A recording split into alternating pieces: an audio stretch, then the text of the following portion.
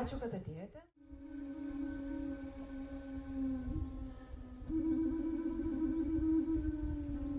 Diena kaip šįryt, senovėje, burdavo iš debesų.